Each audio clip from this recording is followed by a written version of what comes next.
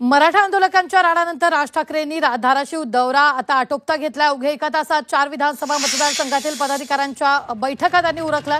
धाराशिवमध्ये ठाकरेंना कडेकोट पोलीस बंदोबस्त होता, तर ठाकरे थांबलेल्या हॉटेलला देखील छावणीचं रूप आलेलं होतं। आत्ताच्या क्षणाची ही सगळ्यात मोठी बातमी। राज ठाकरेंनी काल एक वक्तव्य केलेलं होतं।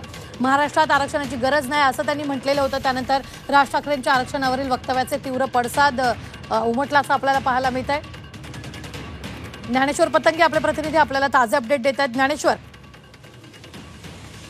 बरोबर आहे का? राज ठाकरे 2 दिवस धाराशिव जिल्हा दौऱ्यावर होते। पहिल्या दिवशी त्यांनी सोलापूरचा दौरा आटोपून ते तुळजापूरला आले आणि सोलापूरमध्ये ते राज ठाकरेंनी वक्तव्य केलं होतं की महाराष्ट्रात आरक्षणाची गरज नाही। त्याचे पडसाद खरं तर सायंकाळी धाराशिव जिल्ह्यामध्ये उमटले आणि मराठा आरक्षणासंदर्भात आपली भूमिका स्पष्ट करा असा आग्रह धरत मराठा आंदोलकांनी राज ठाकरे यांच्या विरोधात जोरदार निदर्शने केली, घोषणाबाजी केली आणि त्यामुळे कुठेतरी राज ठाकरे यांच्या एकंदरीत दौऱ्यावर असं सावट निर्माण झालं होतं। याचाच परिणाम आजच्या दौऱ्यामध्ये दिसून आला। सकाळपासूनच राज ठाकरे यांना चोख पोलीस बंदोबस्त देण्यात आला होता।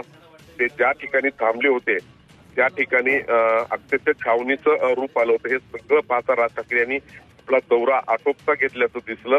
त्यांनी अवघ्या एका तासामध्ये धाराशिव जिल्ह्यातल्या 4 विधानसभा मतदारसंघातल्या कार्यकर्ते पदाधिकारी यांची बैठक अवघ्या तासाभराच्या आत आटोपली आणि ते लातूर कडे रवाना झाले। एकंदरीतच कालच्या जे मराठा आंदोलकांचं आंदोलन झालं त्यामुळे राज ठाकरे यांनी आपला दौरा आटोपता घेतल्याचं निदर्शनास आलं।